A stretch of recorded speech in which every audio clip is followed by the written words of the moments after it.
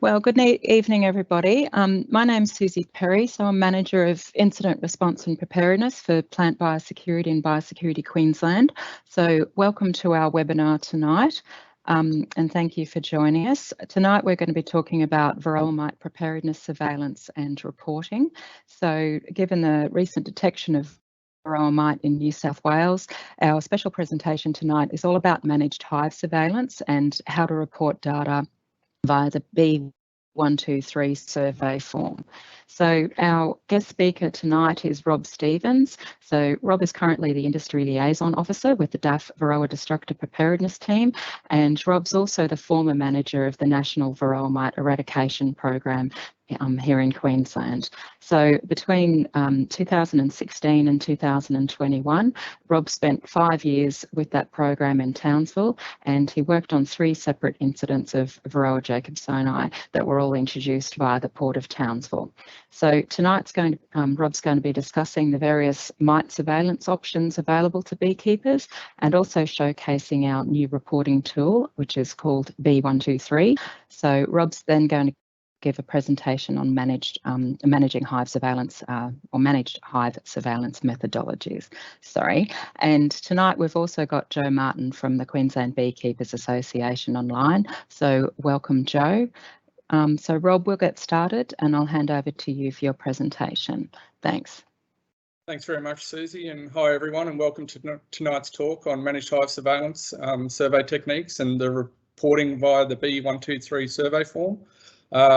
Thanks also to the helpers we've got in the background. We've got Susie and Kerry handling the technical side of things, and we've also got Hamish and Dave that'll be assisting in moderating the questions tonight that you might have. As Susie mentioned, we've also got Joe Martin, who's the State Secretary of the QBA.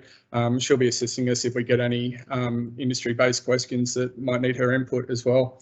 So I'll aim to speak about the managed hive surveillance techniques for the first half of tonight's presentation before moving on to the live demonstration of the data entry via the B123 survey tool.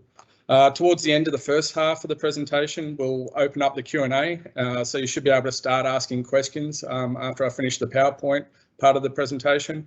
I'd ask that we try and keep the questions on topic though, and keep it on managed hive surveillance and the reporting tool for tonight. Now, before we get too far into it, I'd like to respectfully acknowledge the traditional owners and custodians of the land of which we meet today, and I pay my respects to their elders past, present and emerging.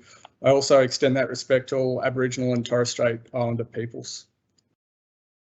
I think we all know why we're here today. In late June, Varroa destructor was found in New South Wales. At this stage, majority of those detections are around Newcastle. And also at this stage, there's no evidence to suggest that the mite has made its way into Queensland. In Queensland, however, you do have a general biosecurity obligation. To meet that general biosecurity obligation, beekeepers should register their as a biosecurity entity and mark your hives with your allocated hive identification number. Check your hives regularly for pest and disease, and for that we'd suggest you do at least a minimum twice yearly check on your hives. So you're obligated to report any notifiable diseases, such as pest or diseases, I should say. That includes Varroa and American foulbrood.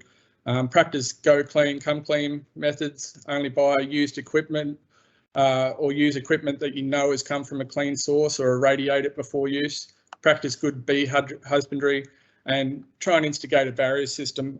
That's especially important for beekeepers that have multiple apiary sites, and if you're transferring equipment between sites. So by regularly checking your hive for external mites, that fulfills a major part of your GBO. And the picture on the right shows the usual suspects of the external mites you might be looking for inside a hive. The one on the right is the one we're worried about. That's your Varroa. You've got 2 varieties, Varroa destructor or Varroa jacobsoni. Up the top is your bee louse or your barilla fly. Down the bottom is your Tropolaelaps. There's 2 separate species of those. And over the left is, just for comparison, it's a pollen mite, and that's harmless and nothing to worry about if you do see them. Unfortunately, those aren't to scale. The barilla fly is definitely the biggest, and the pollen mite is quite small out of those. So there are 3 ways to check your hive for varroa mites that we're recommending today. The first one and most important is the alcohol wash method. There's also the sugar shake and drone uncap. And we'll pop a link in the chat to get to our information hub, our eHub, and there you can download some information or view some information on how to complete these tests. I'll just touch on them briefly and give you a bit of an overview of the three methods. You can see by the photos in this the rough sample size you're looking for when it comes to an alcohol wash. You roughly want about a cup full of bees. So that's around 300 bees. And you can see from the picture on the left that if you do it properly, you should be able to actually see varroa mites with the naked eye. They will float in the alcohol and you should be able to see them as little specks. So alcohol wash is a really quick and effective way for detecting presence of mites in the hive. And it can also be used in other countries to monitor colony levels or mite levels in a colony. The major disadvantage of this method is that it does kill all the bees that are sampled. But the trade-off is that the alcohol wash is proven to remove 70 to 80% of external mites that are present on the honeybees. So it's a much more sensitive method than the other two that we're going to talk about tonight. So it's really important that beekeepers attempt to do this in the first instance. If they're not as confident, they can start with sugar shaking, but as you build up that confidence, alcohol wash is really the preferred method that we would like to see beekeepers use, and it requires relatively small amount of equipment, which we'll go into shortly. A few key points on the alcohol washing. This method does require a certain level of skill because it does kill all the bees that are sampled, so you've got to be very careful that you're not going to kill your queen. The sample should be taken from the middle frames of your bottom box or your brood box. So ideally that's going to be spread across about 2 or 3 frames. And you're really aiming to get those nurse bees because they're the ones that have contact with the emerging bees coming out of the cap brood. And that's where most of the mites would be in a hive. So the testing should be proportionate to the size of the apiary or the load. And for recreational beekeepers with less than 10 hives, the majority should be tested over the course of a season. On a large commercial load, the sample should not include hives which are bunched together and should be representative of the entire load. It's important to include samples from the inner layer of hives and not just hives on the outer layer of a load of bees. You really want to get a good representation of your entire site. So ideally the sample should be shaken for about 1 to 2 minutes and then have a little pause, have a little break, and then give it a second shake for another minute or 2. So that should increase the likelihood of any mites being dislodged from the bees. So you really want to shake it quite vigorously. Not so much, you're not actually trying to kill the mites with the shaking. It's the alcohol is going to do that job for you. It's just to dislodge the mites and how they connect to the bees. So yeah, you don't want to get too carried away with the shaking. The sugar shake method is obviously our second most preferred method. It's a really easy form of self-assessment. It's really similar in the same sample size used for alcohol wash, and you can use majority of the same equipment that you're using for the alcohol wash. So it is a slightly less sensitive method, but the advantage is that it doesn't kill your bees. So if you're not confident you've been able to identify your queen in the colony, this is probably the method you want to pick because you can release the bees afterwards and they will survive, but you just need to consider that it isn't as sensitive a test as the alcohol wash. So this method works by the fine particles getting in between the little pads on the feet of the mites, and they can't hold on and they get dislodged basically. So similar process that you shake it for a couple of minutes. You wouldn't do it anywhere near as vigorously because you are trying to ensure the bees survive the process, but give it a little shake, rest for a little bit, and then repeat the process again. Excuse me. a few things to consider with this. You want to use icing sugar instead of icing mixture, because icing mixture does have some other ingredients added. And in parts of central and northern Queensland, the humidity can definitely play a part, and it can be quite hard to conduct a sugar shake in tropical North Queensland in humid conditions because it's just too moist, unfortunately. So the third method we're going to briefly touch on is drone uncapping, and you can see by the photos here the contrast in the brown mite being on a white pupae. It's really quite obvious, and you can see it with the naked eye. So drone uncapping is more of a opportunistic process, though. It's probably not the surveillance type you would want to do as your primary source. It's more if you're in your hive and you notice drone brood, take advantage of it. Majority of your mites would actually be living in the brood comb, and they do have a preference for drone brood. So uncapping the drone brood is a really simple, easy way to have a look if you might have mites in your colony. So if you see drone brood, it's only sacrificing a very small number of bees. It's really a simple test that you can do. Obviously, disadvantage is that some of the drones will be killed in that process. Obviously, because they do have a preference towards the drone brood, you're more likely to pick them up in the springtime, and it's going to decrease a little bit towards the end of the drone rearing season. So especially towards the end of winter, when we're moving into spring, that'll be the time that a lot of beekeepers throughout the state should be able to get out there and really test some drone brood. Like I said before, alcohol wash is probably the more accurate method, and you would use this in combination with that. So I'll briefly touch on the equipment required for these three procedures, and there's some information also on that on the eHub. You really need a container with an opening at least 100 mil in diameter and at least 100 mil high.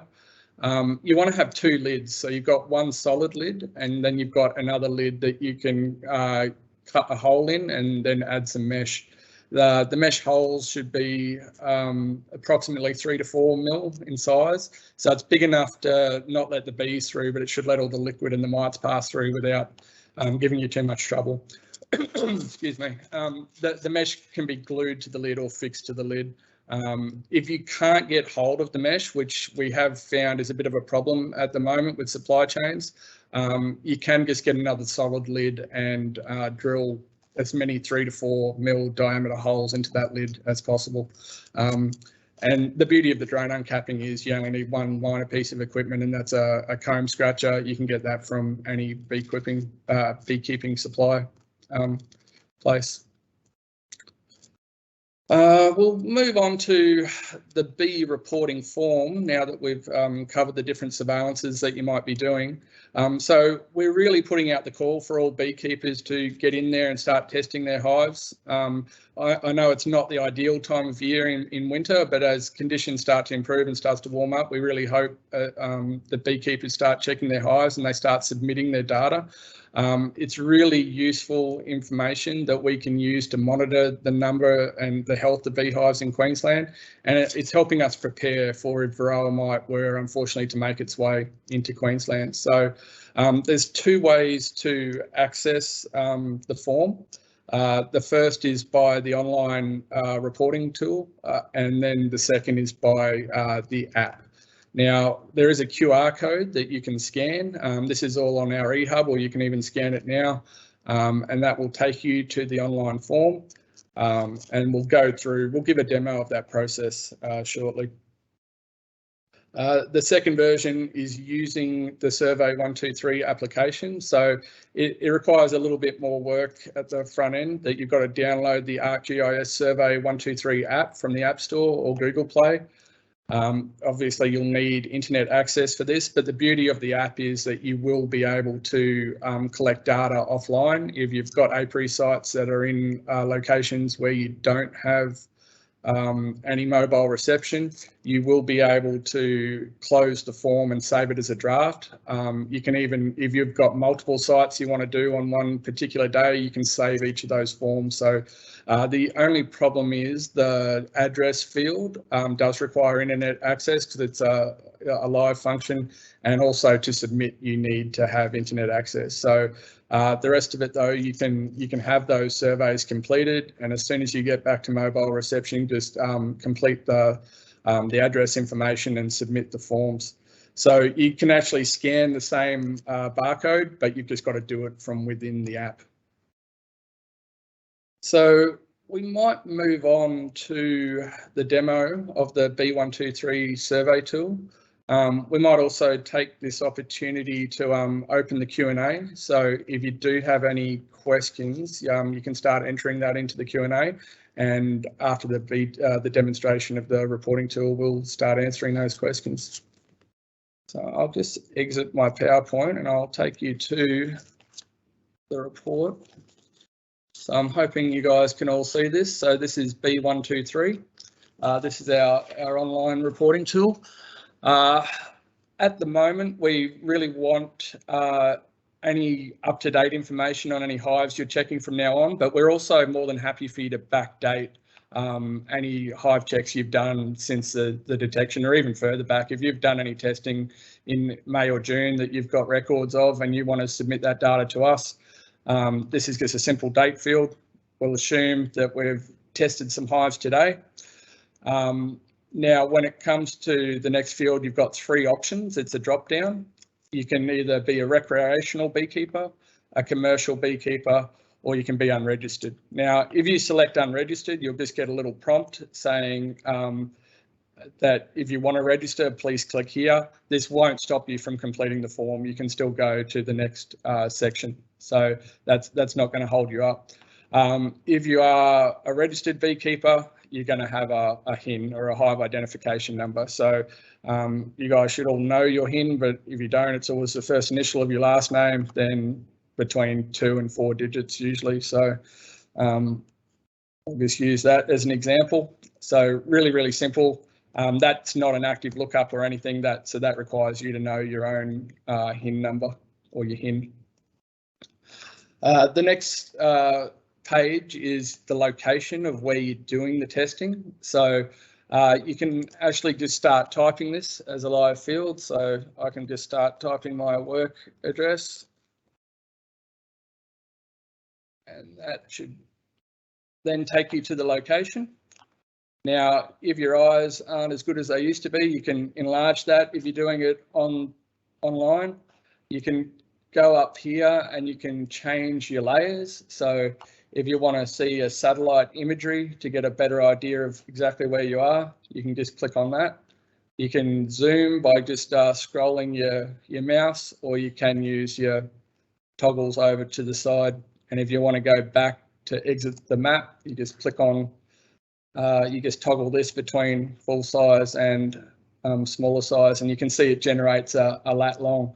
Now, this is ideal for recreational beekeepers, where providing a residential address is probably all the information that we need. However, if you're a commercial beekeeper and you're in a much larger site, or a forestry site, or a national park, or somewhere where you really want to show exactly where on that land parcel the hives are, all you have to do is click on that part of the map, and that will move the pin.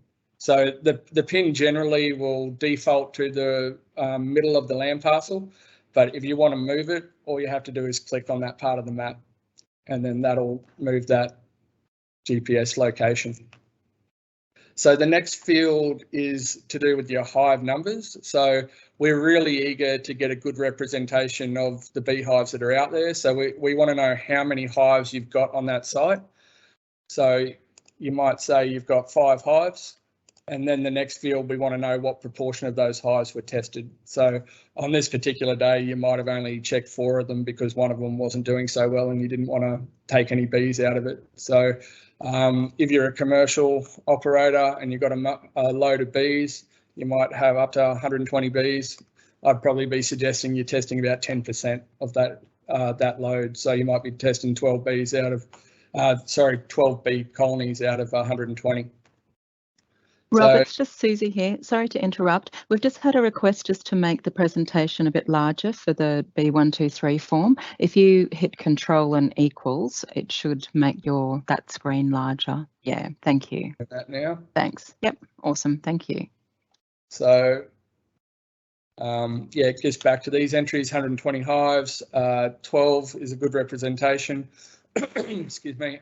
Then next is your surveillance methods that you've used. So ideally, if you're a commercial operator, we'd be hoping that you'd be doing alcohol wash, but you might opportunistically be doing some drone uncapping. So you can select all three if you need to, or you can select, so you have to select one. It is a required field. So we're going to say we did an alcohol wash of those 12 hives on this occasion, and we did some drone uncapping as well. So the next one is a really important field, and that's whether you found any mites at this location.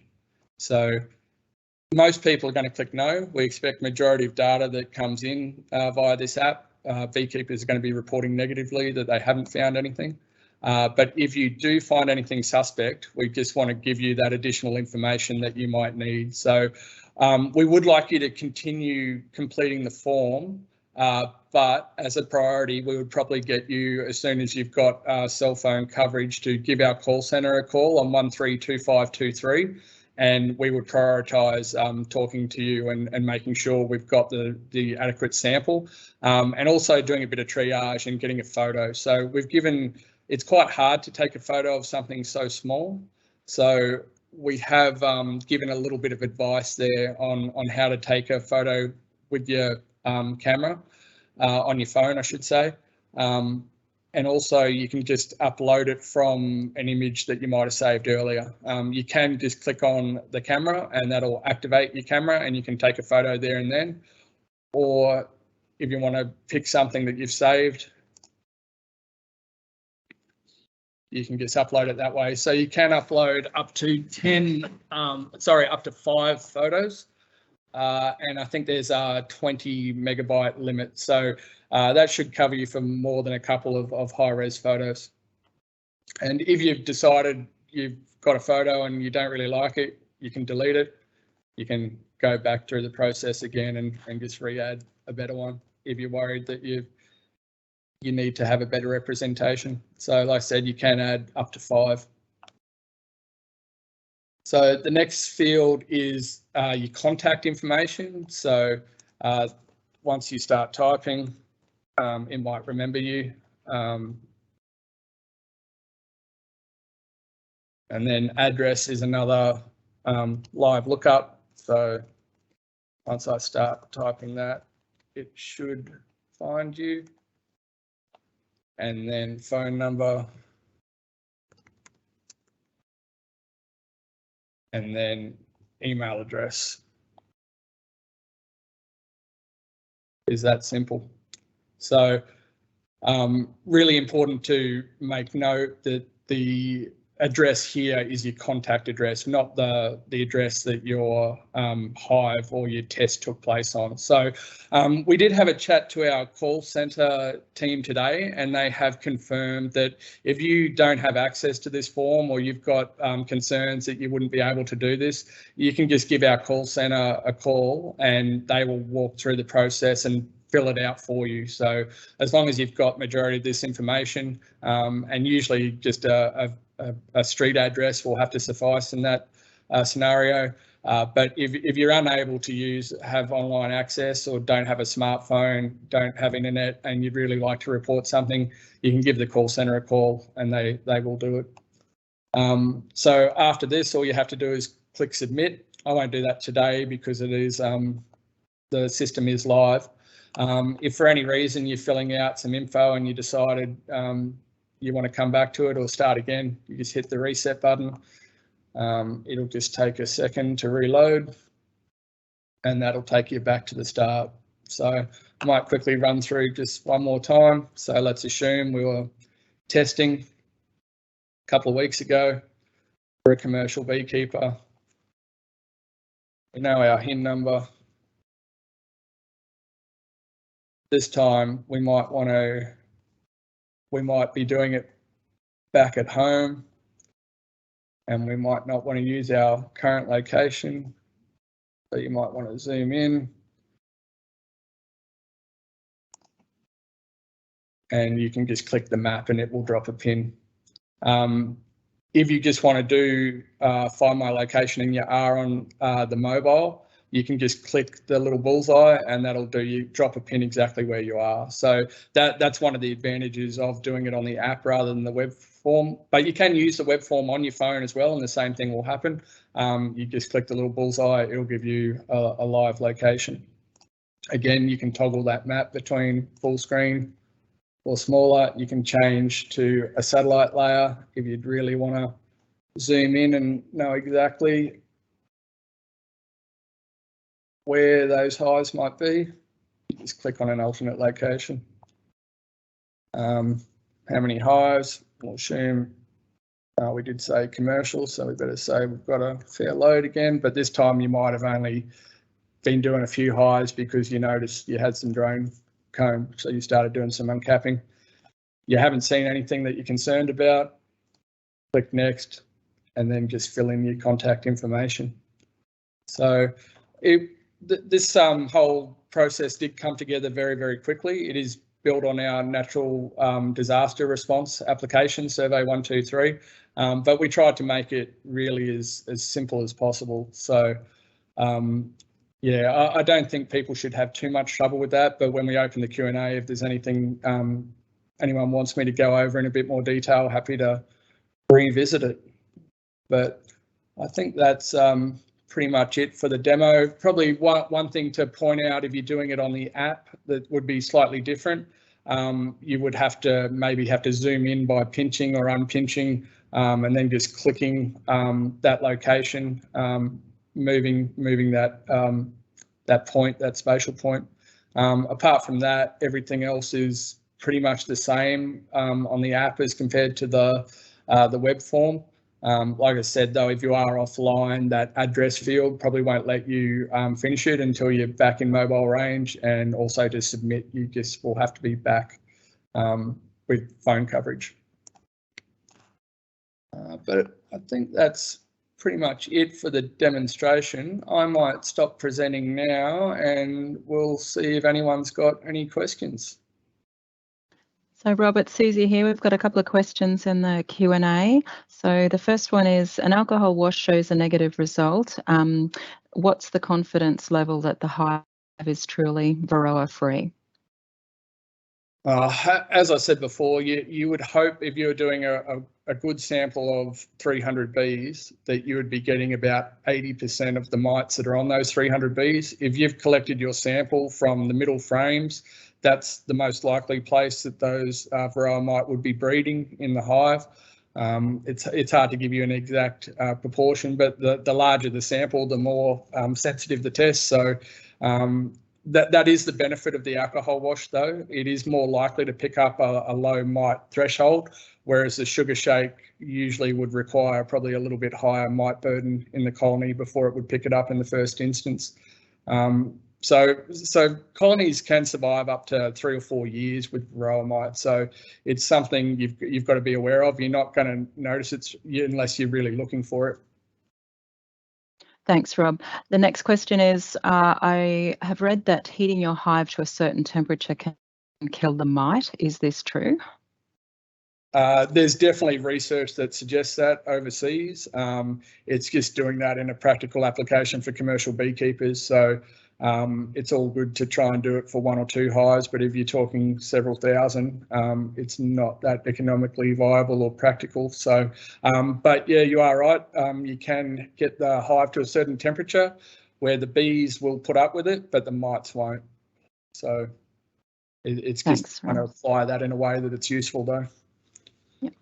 And then the next question is, what percentage of hives should be tested for surveillance of commercial apiaries? At the moment, I'm sort of giving a recommendation of about 10%. So like I said, if you've got about 120 hives on a large load, you might want to check about 12 of them. There could be other information coming out of other states as the situation progresses. moving states across the border, there might be movement restrictions on those hives unless a certain level of testing is provided. At this stage, though, I would say 10% is a good ballpark figure to be aiming for.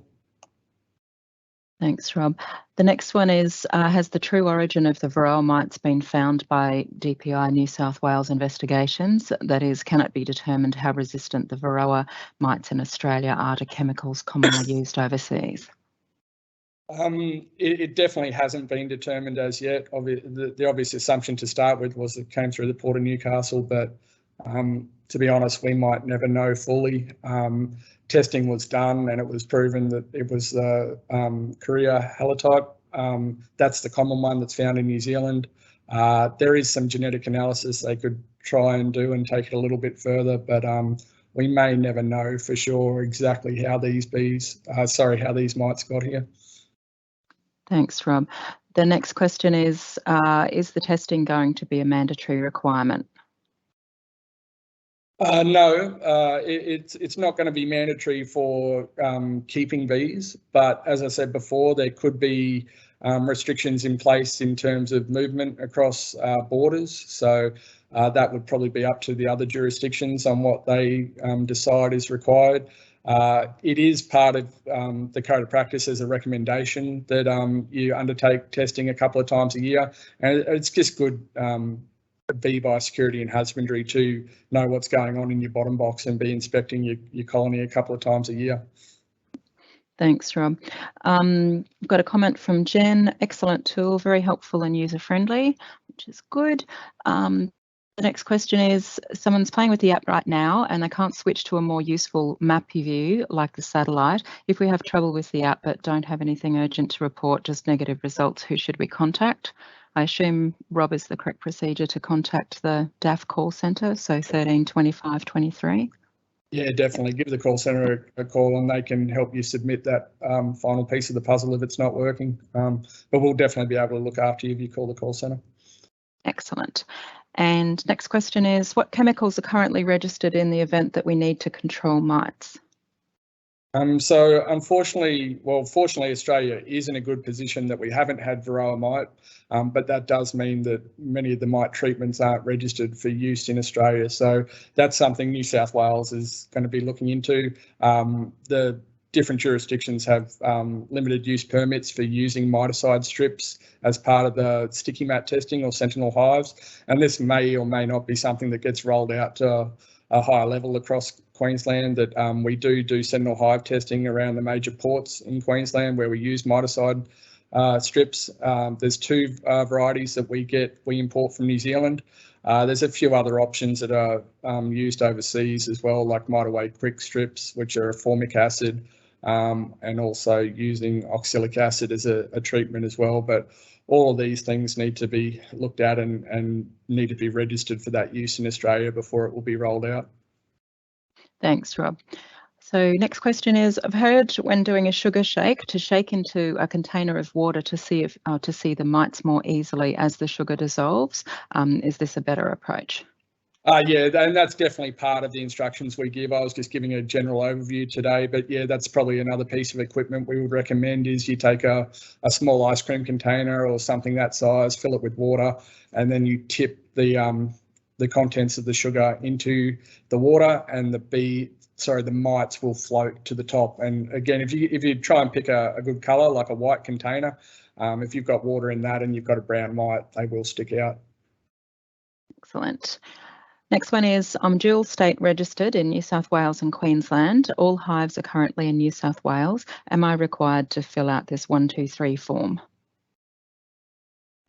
If you're doing testing in New South Wales, I would strongly suggest you be giving that data to New South Wales DPI. If you get to the point where you're testing hives in Queensland, then I would suggest reporting it via our app. So you really want to be reporting to the jurisdiction that your hives are in. Thanks, Rob.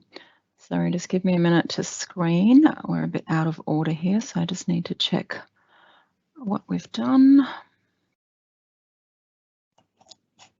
I probably should have mentioned one other piece of equipment. I glanced over it a bit with the taking a photo, but I'd recommend taking like an earbud and a snap lock bag. And if you do find something that you think is suspect, just try and capture it from the water or the alcohol with the little earbud, and then put that in a Ziploc bag and then put it in the freezer. And then, like I said, you call the call centre and then we will arrange to get that to the lab as soon as possible. Excellent. So Rob, one more question. I think this might be lucky last. Who is monitoring Queensland Port Sentinel hives and how often are they being checked? So, yep, they are routinely checked every 6 weeks as part of the National Bee Pest Surveillance Program, which is a nationally funded program through Plant Health Australia. So at the moment, it's done on a 6-weekly cycle. Excellent. Thank you. Good. Sorry, Rob, I'll just do one quick check to make sure that we've answered all the questions.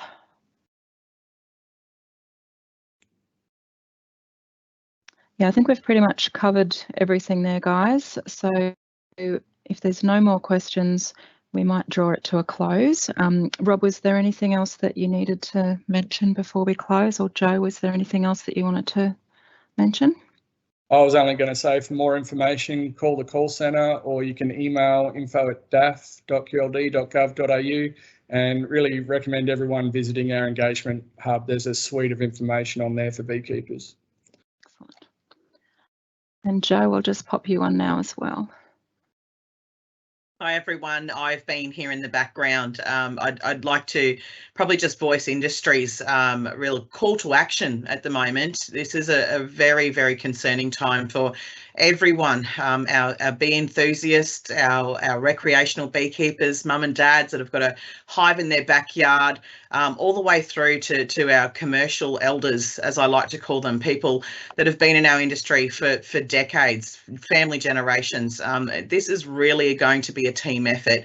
Although we're fairly confident that we don't have the mite here in Queensland, we need to be undertaking urgent surveillance activities. So from the Queensland Beekeepers Association, we're the industry body for beekeeping in Queensland. If you're not familiar with us, we have been around for 138 years this year. So we have a very proud and rich heritage in protecting the welfare and interests of our beekeeping industry and all those who work within it, and our supply chains that we definitely contribute towards the production of beautiful Australian honey and fantastic produce that our farmers so proudly and work really hard to grow. We're calling on everyone to get into their hives. We've got some beautiful weather coming up this weekend, so it's really the perfect opportunity to get into your brood boxes, conduct an alcohol wash, please. Drone uncap, where you've got presence of drones in your colony as well, and just make sure that wherever you're conducting those surveillance activities, you're making sure that you're taking the steps to make sure that you report those activities. It gives industry the confidence that we can continue with the way that we can currently keep bees here in Queensland. Our sympathies and our heartfelt sorrow really does go out to a lot of our beekeepers in New South Wales, but collectively we're all in this together. This is a national fight at the moment. We're certainly putting in every ounce of effort that we can to really identify and detect where these mite locations are, to go about containing these mites and eradicating the mite. And industry is certainly on board with the eradication efforts at the moment. I'd probably like to add that we've got a lot of very experienced people from Queensland. We're so fortunate here that we've completed 2 very successful eradication programs through the great team at Biosecurity Queensland under the awesome leadership of Rob Stevens. We're really thankful that industry and government are working collaboratively at the moment to make sure that we're as prepared as possible as what we can be, and we're working together to protect the interests of beekeeping in Queensland. So please get on board where you can, download the app, take this opportunity this weekend to conduct your surveillance. If you are a commercial beekeeper in Queensland, I would definitely highly recommend that you consider joining the Queensland Beekeepers Association. Even if you're an amateur beekeeper or a recreational beekeeper, we do support those membership services. So our website portal as well, the members.qbabs.org.au/varroa mite. is a great hub of regular data and communications that we're publishing. But we really ask that at this time, if you've got a lot of questions, 13 25 23 is the only number you need to remember, or simply go through and search daf.qld.gov.au/varroa mite, and you'll have all the information that you need. All that we're asking everyone to do is to check, and if you see something, say something. That's about it, Susie. Thanks for having me tonight. Thanks very much, Jo. Great messaging. And thanks very much, Rob, for your excellent presentation. If anyone needs anything else, I've just popped up the contact details for DAF there. So the contact number for the call centre is 13 25 23. The email address is info@DAF, and that's the link there too to the eHub for varroa mite. So if you need any information, please don't hesitate to get in contact with us. So thanks everybody, and thanks for joining us tonight. We'll talk to you soon. Thank you.